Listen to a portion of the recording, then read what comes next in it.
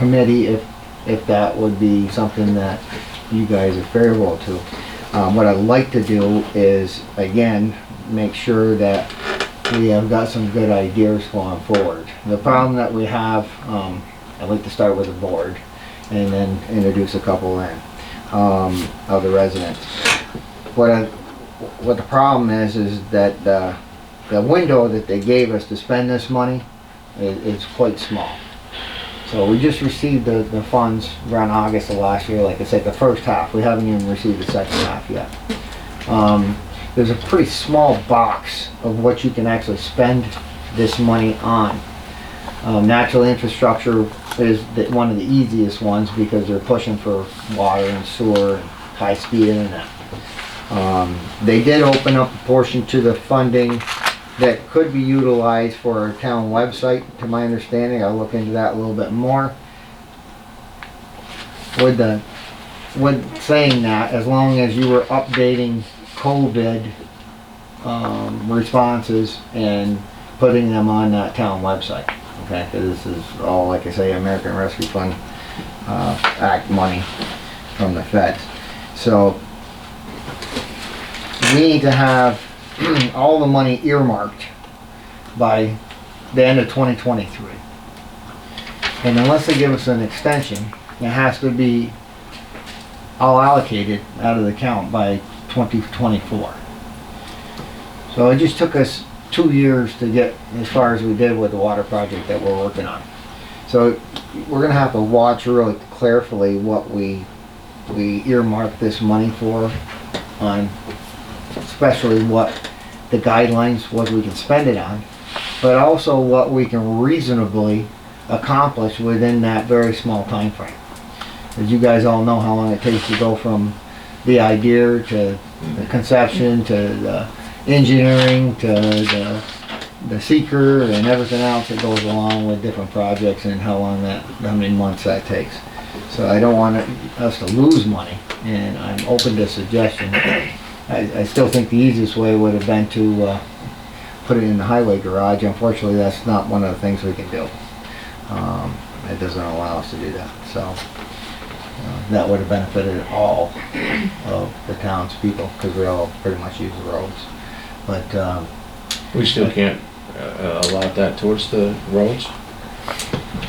To my understanding, it's, like I said, sewer, water, infrastructure, high-speed internet, and there is a portion of money that can be spent on updating our website, which we've been talking about. So I'm going to get Garso in here in January for his final spiel on.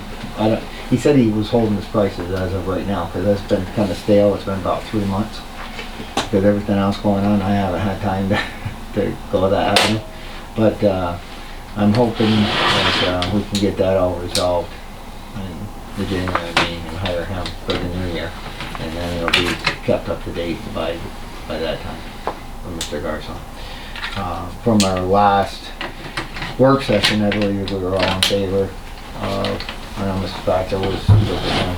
Not that I want to speak for him right now, but yeah, I think we're good with moving forward with him, as long as that's what you're going to do. So I'm going to try to. He wanted to do one last presentation because he couldn't get the proper internet down here and couldn't get what he wanted to show us and what it was really capable of doing. So he'd like to offer that opportunity to us one last time before we go through with that. But, yeah, there is, unless you know Rick anything else, there was talk about low-income housing. All right, and a portion of that American Rescue Funds being able to be used for low-income housing. But again, I shy to start a project that we can't finish, and if we're looking at putting in, some low-income housing, we're not a huge city that has the ability to get something like that done in a very timely time frame. So you're thinking of just moving it into something that we've already got our operations in place? My suggestion. I've been looking at a bunch of different ones. I mean, this is a one opportunity in the last 30 years that we could actually take care of, like the problem up at Rixon Ave and the pseudomonas they have up there, and we actually have money that is earmarked for that particular thing. We still have engineering going on and tests going on Macy Lane. And I'm hoping that he'll do those last 8 marks of that mid report that he gave me last month. And I got a hold of Ron like maybe a week and a half ago and asked him where he was, and he said that again scheduling with the town of Plattsburgh and Plattsburgh Water and Sewer, they come out and do all the testing, and they were quite busy. So their breaks and all that stuff take precedence over just testing that he needs done to figure out the system. So there's multiple things, you know. Some of it could go towards Macy Lane. I believe some of it could go towards there. I believe some could go up here. I did some preliminary with LaBerge on what that project would be. Roughly, you're looking at ballparking. I mean, we haven't got final numbers or anything like that because we have to hire them to do the engineering, but somewhere around 66 to 68,000 for that project. And then Macy Lane until I get the final on them. But I can't imagine that even the upgrades needed there would even be as high as that. But it's thousands probably. And we could do some there. And again, we have the Morsel Water project we're working on for 2 years. And we could look at avenues on partial, like the Sand Road issue is still there with the Pseudomonas and the PFO, you know, the PFOAs and PFOSs. And it's like it doesn't stop. There's multiples.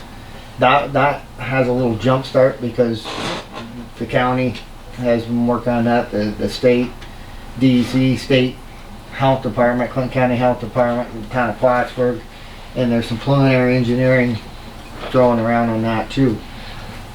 So like I said, you're looking at some projects that at least we have a bump start on. And like I said, I caution doing something too big or extravagant that would, you know, not be completed on time. I hate to lose it. Or the money we spent in it, you know what I'm saying? So that's all my ideas. But bring me back ideas, and then what we'll do is we'll sit down and I'm not opposed to having a couple of residents and putting it out there or putting it on the website. How do we so determine? them to give us ideas. How do we determine that? What's that now? How do we determine who the residents are? Well, what we can do is we can post it on the website asking for anybody that is interested in ideas for the American Rescue Fund Act money and how it could be spent, as long as they're going to look. And you can look it up online. It'll tell you soup to nuts, everything that you can do with it, you can't do with it, and it's quite boggling when you look at it. But then they could contact us, and hey, if they're interested, it never hurts to have, you know, another set of ideas there with you. And again, we don't want to really dictate to them what we're going to do with it, but they do entrust us to do the right decisions and to make the right decisions on whether we can spend the money on time is the big one. And that's my biggest concern with this, is the short window that they gave us. And major projects take years, as we just seen. So that was Reggie's. Also, he had asked on checking into the oath of office for appointed officials. The subject was discussed during a recent conversation with Supervisor Randall. The Association of Towns Attorney and the attorney should be asked to review this, and if required, all appointed personnel, to include code enforcement officer, dog control officer, persons appointed to all volunteer boards, should sign and file an oath of office at the time of their appointments. How could anyone, he goes on to say, how could anybody appear in court? They're not properly taking the oath of office. So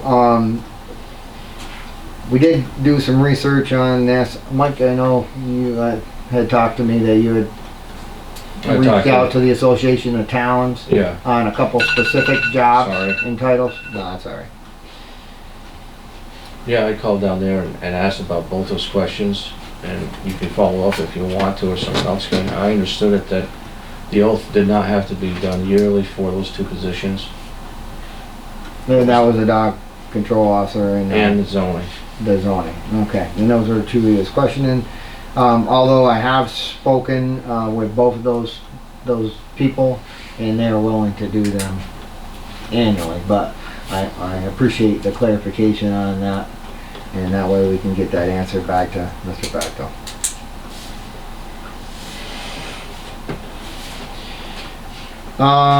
Appointments of certain officials for a 2-year term. So it's come to, lean on you a little bit. If you want to check something out before you answer, you let me know. But I have looked into appointments. It's been our practice, I guess, our past practice, that annually we reappoint everybody every year. Okay. My understanding of it is that you can appoint them for the term of office. So I'm coming up on a 2-year appointment. So rather than next January 2023 going through that whole list all over again, we can appoint them for the full 2 years. So that would be my suggestion this year, is that we do it for the full 2 years. They serve at the pleasure of the board, so if there's ever an issue or if we want to change anything, other than anybody that's by a contract, you know what I'm saying? Like dog control or code enforcement or any of those could be changed anyways at the pleasure of the board. So even though we appoint them for 2 years, that way they can do the oath, get it done, and it'll serve out through the whole 2 years. Misspeak there at all, you know? Alright, so that would be my plan going forward on his ask on that, is that during the organizational meeting in January, that would be the procedure that we take. I'd like to get clarification on it first. Yep. 'Cause I don't totally agree with that. Okay. Want to expand upon it, or are you just going to look into Well, it I and then just get back think to us? if you have, I mean, you have a year working with somebody, it's not too hard to just appoint them again at the next meeting, the yearly meeting. And if it's someone that you don't want to have back again, it seems like it would be a little easier to not appoint them in that yearly meeting. Mhm. Just my opinion. No, everybody's entitled to their opinion, Mike, that's for sure. Alright.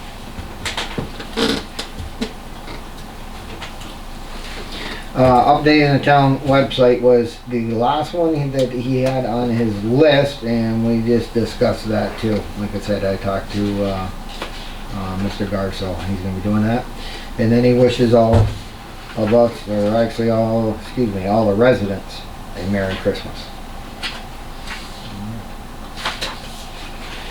I got one more here. The last thing he had,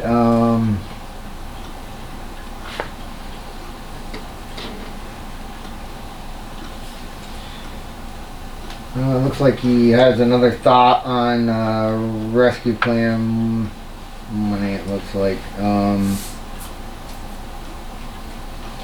I would like to work on a plan which would fund $2,000 to any student who is a town resident and enrolled in healthcare field, licensed practical nurse, RN, nurse's aide, or public health education, or EMS.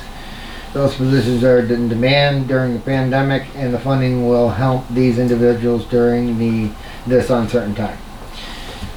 Again, he asked that the board look into that or take that for what it is. I will say, just like I just got done saying, I don't believe that we can just use this as grant money to do that with.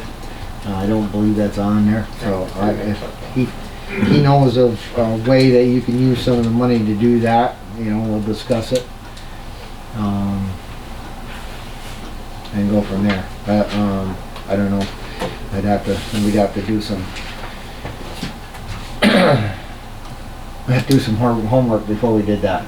You'd have to see who would apply, how they prove who they were, or what they did, what the criteria would be. Have to have it monitored as well. Yeah, monitored. I know we do that for the grants at the fire station. They have to complete a whole semester of school, and then they have to have a certain grade before. So I don't know. Good thought, but Does that also say student, I believe? did I not say that? $2,000 to any student. Yep. Do we know how many there are? Huh? Do we know how many there are? We'd have to research that as well. Well, as I'm saying, But the thing is too, you want to be a little bit careful because non-students, especially for like EMS and everything, are always taking their training, so. if you limit it to Worthwhile cause, it students- just takes some work to look into it. well, they still could be a student even if they're in Morrisville EMS because they have, like you said, they have annual training every year. So it's you would need to nail down some real specifics on that. But to my knowledge at this time, I don't think we can utilize it for that. But I mean, I applaud him for looking into those fields because they are service fields and they are depressed. I mean, nursing is depressed.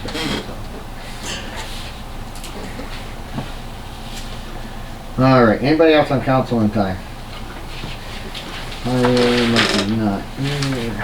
Water, Donna, anything? Just that we got asked about the new rate, so that's gotta be brought to the town January. of Plattsburgh by the beginning of February, so they can include it in their March bills.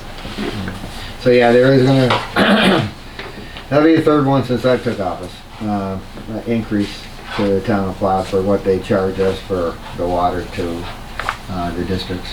So we'll look at those and look at the rates and come up with a new rate. Codes, and safety. I'll kind of speak on that for a second too, because I don't see him here. But Mr. Facto and I that was part of that 3-4 hour meeting that we had on the codes.